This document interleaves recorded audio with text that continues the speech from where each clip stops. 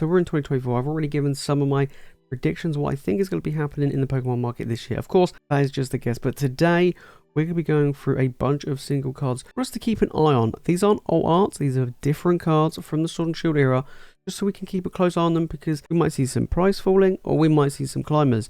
Let's jump into it. Alright guys, so today we are taking a look at TCG Player at a bunch of single cards that we should keep an eye on. Now, you either have this graded or ungraded, it doesn't really make much difference. These are just a bunch of cards from different Sword and Shield era sets, which I myself are keeping a close eye on. Of course, the alternate arts from the Sword and Shield era, I think are going to be very good pickups this year, just across the board. They dropped massively in 2023, from the big top ones like the Charizard and the Lugia, and even the Giratina, to the lowest ones like the Galarian Berserker, of course the Alphabet Soup, and the Arceus from Brilliant Stars. A bunch of them have been dropping, and it's, you know, now's a good time, let's be fair. So let's jump in and let's see what cards we're looking at today. First up on our list is the chunky boy himself, Pikachu from Vivid Voltage. This Rainbow VMAX has been a big chase card for months and nearly years, to be honest. Vivid Voltage has been out quite a while. This is still the biggest card from the set. Don't forget, we're talking about early Sword and Shield era. The Pokémon were really tough, especially to get some of the top end cards. And this was before alt arts were a thing as well. Battle Stars brought those in. So we're looking at Vivid Voltage. This Rainbow Chonkachu hasn't really done much over the past 3 months, apart from go down in value, really. We go back over the past year, and this card has dropped. So this is one to keep a close eye on. This is a big fan favorite. Of course, Pikachu is going to be a big fan favorite anyway, but this card in particular, Vivid Voyage, is a big card. I mean, it's a chunky boy. But yes, this card, you know, it's been dropping, to be fair. I mean, it did reach a high of about 170 nearly a year ago now, and it has been dropping ever since over the past year in 2023. So this would be a good one to keep a close eye on. I mean, Vivid Voyage booster boxes haven't really moved much. They've been sitting around that 130, 140 for over a year now. It'd be interesting to see where this chunky boy falls, because it ain't easy to pull. So there isn't going to be a huge amount of these rolling around everywhere. It'll be interesting to see how well this card does in the future. Now could be a good time to pick it up, because it has dropped, you know, by about $70 in the past year, from 170 down to about 100, 110. Now is a good time. Next up, we're going back to Celebrations. Now, I absolutely love Celebrations. We are looking at the Charizard OG artwork coming in from the classic collection of Celebrations. Now, Celebrations is an interesting one. Good pull rates for the set. People love opening up. Still, product hasn't really moved much from the ETBs, the Pokemon Center ETBs, and even the UPC. They haven't really done much. And the single cards have dropped in value across the board, pretty much. Like every single card in the set has gotten cheaper.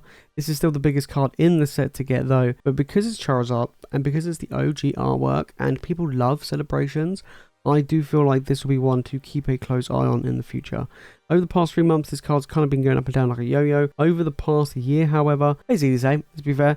I mean, you know, we go back a year, it was 72. Look now, it's its lowest, you know, basically 67. So this card's been going up and down, up and down. Did nearly reach $90. This is one to keep a close eye on. Will it start to climb? I mean, we saw a lot of other Charizards across the board, not just in Sword and Shield, but even Sun and Moon, start dropping in value. Maybe people getting a bit tired of Charizard. Who knows? But I think because of the nostalgia of the original artwork, this could be one to keep a close eye on. Another card I think I'm going to be taking a close eye on is Shiny Charizard from Shining Fates. So we're going to have Paldean Fates drop in real soon, which will give us another Shiny Charizard. I do like the artwork of the new one as well. Now, I love this card. And this card used to fetch a very hefty price point. Now, this was when Shining Fates was hard to get hold of. But moving forward, I think this would be an interesting card to take a look at. I mean, Shining Fates, to be fair, is still readily available. This card is not easy to pull, so that has that going for it. So right now, we're looking at $81. Over the past 3 months, it has actually been trickling up. But let's take a look over the past year. Overall, this card has been dropping in value, even the graded cards.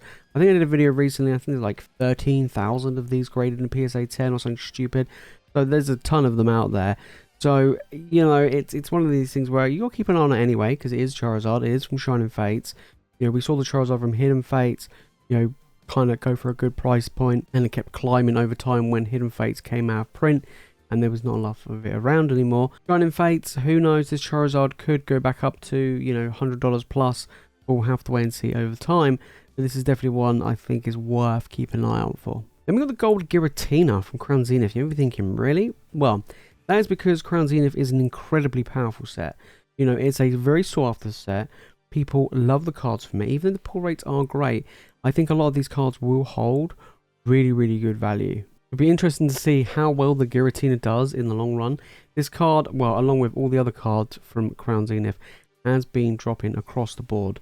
Bearing in mind how much this set has been printed, they're doing pretty well. I mean, seeing at $71, I mean, over the past 3 months, it dropped from around $85 down to this $70 mark. And over the past year, I mean, yes, it has dropped from an incredible high. It dropped by over 50% since, you know, it came out. I mean, it was, what, 180?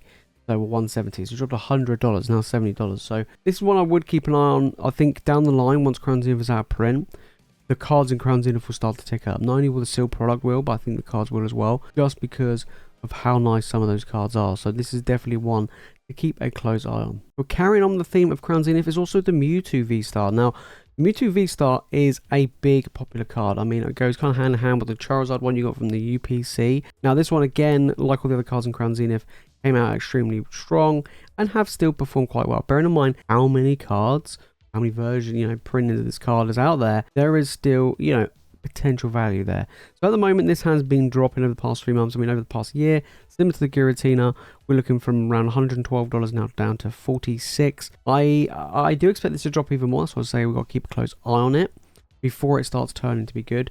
But I think we need Crown Zenith to be completely out of print, which might be towards the end of this year, potentially going into 2025. That would be definitely something we've got to keep an eye out for.